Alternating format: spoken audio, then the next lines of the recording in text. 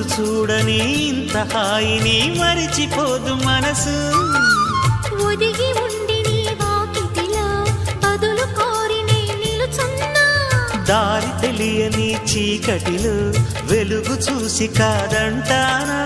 ఊరించి ఇది ఏ మాసం?